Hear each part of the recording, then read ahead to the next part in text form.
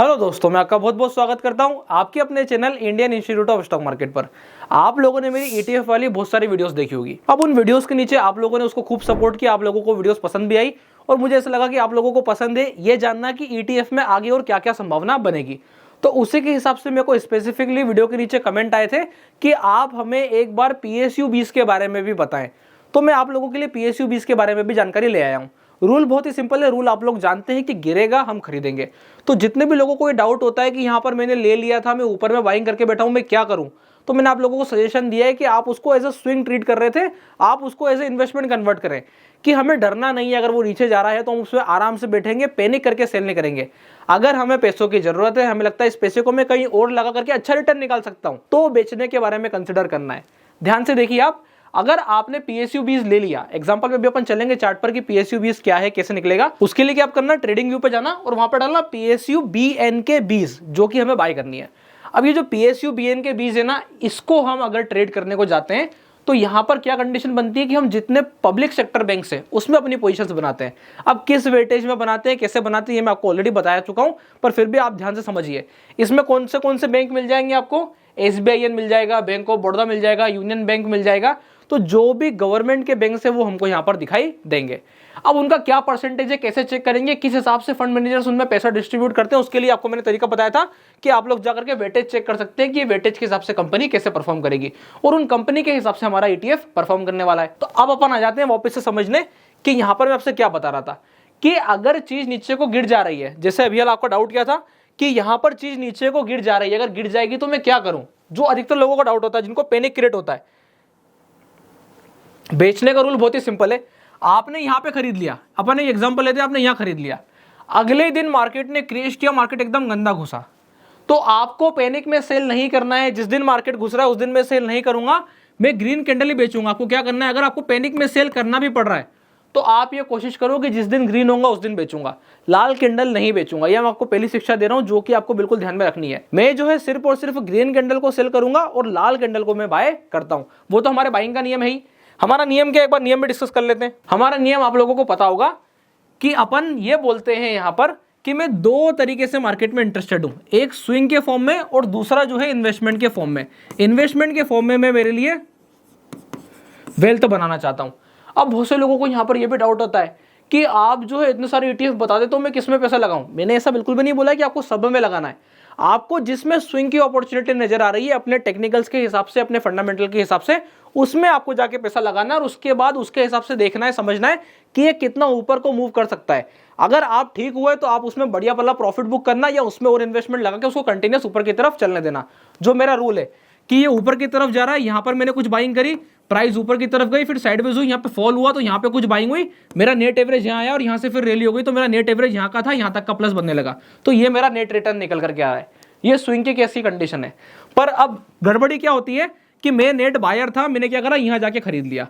अब क्या हुआ, प्राइस नीचे की तरफ रोटेट होकर यहाँ गिरने लगी, तो अब मैं क्या करूँ। यहाँ पर लोग बाग पैनिक में आते हैं और वो बोलते हैं कि मैंने यहाँ पे 300 क्वांटिटी खरीदी थी सर, मैंने यहाँ पे 1000 क्वांटिटी खरीदी थी सर, मैं क्या करूँ।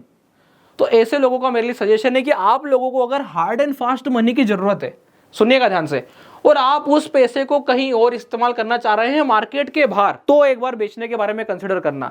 अगर आपको ये पैसे को निकाल करके ये दिखाई देता है कि मैं इससे बेटर रिटर्न अचीव कर सकता हूं, तो फिर आपने ये लिया गलत था, क्योंकि आप ये पैसा ब्लॉक करने जा रहे हो। आप अपने पैसे से वेल्थ बनाने जा रहे हो और वेल्थ बनाने के लिए पैसा हमको क्या करना पड़ता है, ब्लॉक करना पड़ता है। अब ब्लॉक करना पड़ेगा तो प्राइस यहां से नीचे आ रही है, तो हमने तो भैया कुछ पार्ट लगाया था, हमारा जितना इन्वेस्टमेंट हमें करना था उसका कुछ पार्ट हमने पैसा लगाया था।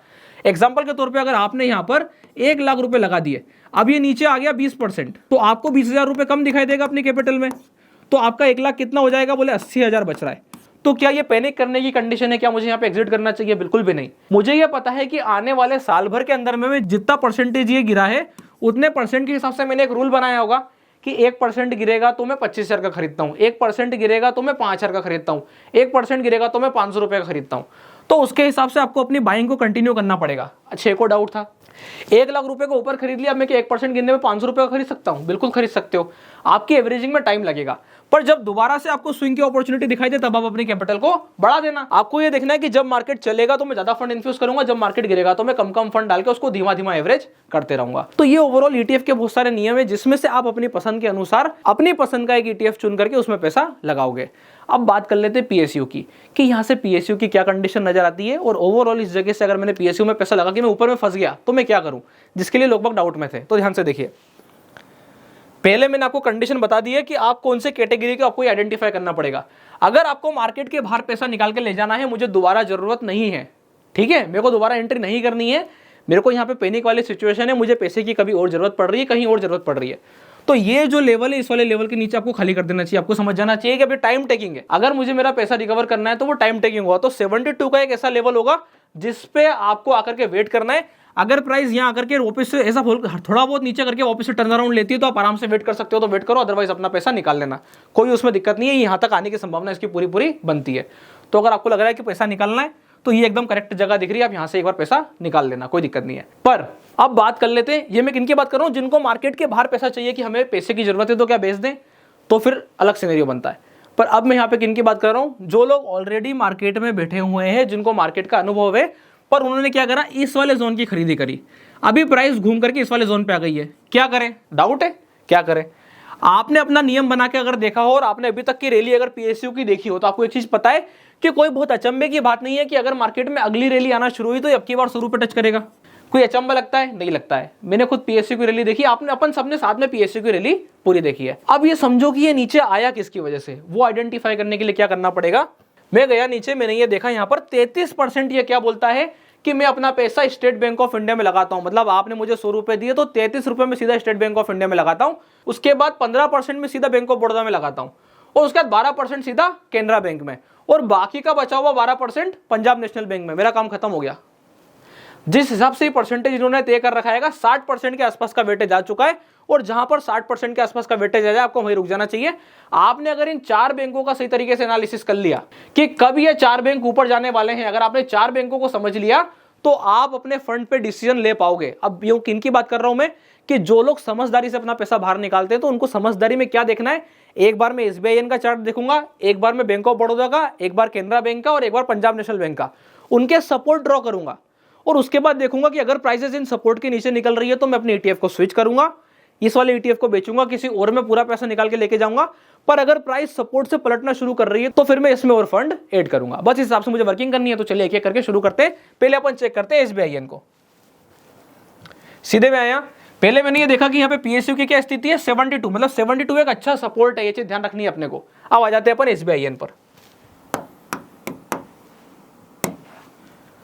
अब जैसे ही मैं एसबीआईएन पे आया वही कंडीशन निकल करके आ गई कि पीएसयू इसको हूबहू रिप्लिकेट कर रहा है, और करेगा भी सही, क्योंकि पैसा इसमें जो लग रहा है वही तो पीएसयू पे दिख रहा है। 33% का पैसा लगा है, अगर ये ऊपर जाएगा तो पीएसयू भी ऊपर जाएगा, इसमें कोई डाउट है ही नहीं।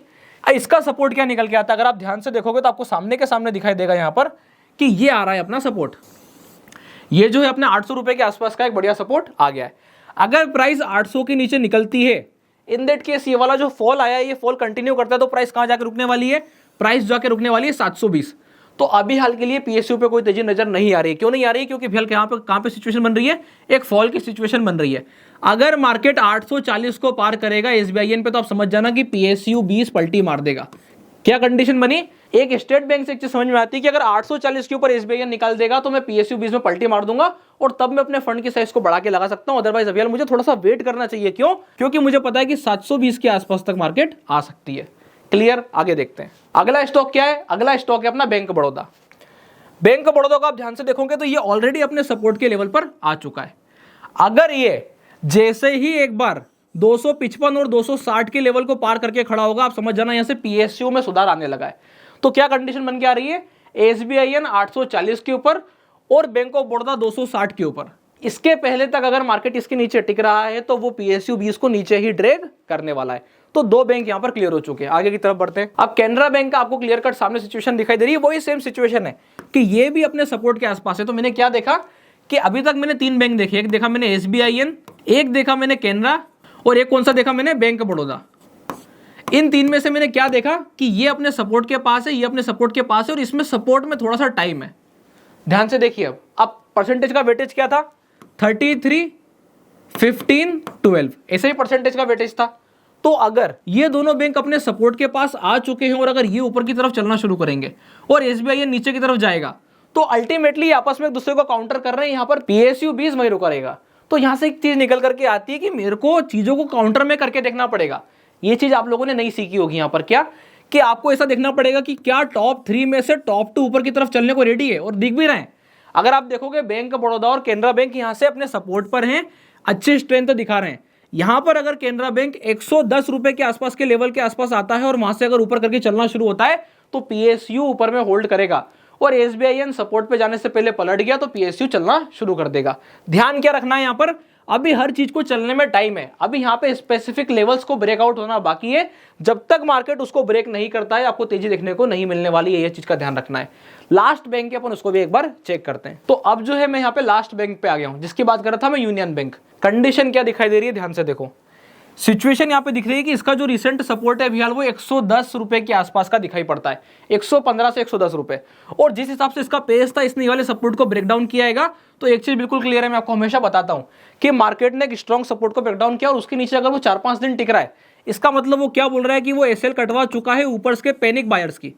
अब आप अपना अंतर देखो कि अगर आपने स्टॉक चूज करा होता और गलती से आपने अगर यूनियन बैंक ले लिया होता, तो इस दिन अगर आपने यूनियन बैंक खरीदा होता तो आपका ज्यादा लॉस हुआ होता कंपेयर टू आपने अगर पीएसयू 20 खरीदा तो। इसलिए ईटीएफ इन्वेस्टमेंट बेटर होता है। आपको अभी तक 4 बैंकों का एनालिसिस करके एक चीज समझ में आई होगी कि ईटीएफ को क्यों ऊपर के स्तर पे रखा जाता है। सेफ्टी के मार्जिन के पॉइंट ऑफ व्यू से अगर आप ध्यान से देखोगे तो ये जो मार्केट का फॉल आया है, क्या इतना पीएसयू 20 गिरा? नहीं गिरा। अगर आपने अपना पैसा यूनियन बैंक में डाला होता तो आपने अपने पैसे को ज्यादा तोड़ा होता कंपैरेटिवली पीएसयू 20 के। और आप देखोगे जितना एसबीआई गिरा उतना तो पीएसयू 20 गिरा ही है। तो इसलिए हमें इतने टेंशन लेने की आवश्यकता नहीं है। अगर हम 20 में बैठे मतलब हम सेफ बैठे। अब यहाँ पे क्या कंडीशन है, यहाँ पे इसने अपने मेजर सपोर्ट को ब्रेक डाउन किया है। तो आप ये मान के चलो कि यूनियन बैंक हाल फिलहाल में बियरिश जोन में कन्वर्ट है, जिसको रिसेंट सपोर्ट नीचे में 110 रुपए के आसपास का आता है। अगर ये ऊपर में 130, 140 के लेवल को पार करेगा तो आप देखना कि यहां से ऊपर फर्दर वो तेजी के लिए जाएगा। अदरवाइज अभी हाल टाइम टेकिंग होने वाला है। तो इससे कंडीशन निकल के आती है कि एसबीआई नीचे को जाना चाह रहा है। एसबीआई में नीचे के पास स्पेस है। 2 बैंक 12% के और 13% के आसपास के, 15% के आसपास के जो इनका वेटेज है वो अपने आप को सपोर्ट पर होल्ड कर रहे हैं और ऊपर के लिए प्लान कर रहे हैं। और लास्ट में एक बैंक निकल के आता है यूनियन बैंक, जो अभी हाल और नीचे जाने की स्पेस रखता है या साइडवेज है। तो कहने का मतलब यह है कि पीएसयू 20 पे अभी हाल सेलिंग प्रेशर है और प्राइस नीचे की तरफ थोड़ा थोड़ा ड्रैग करेगी।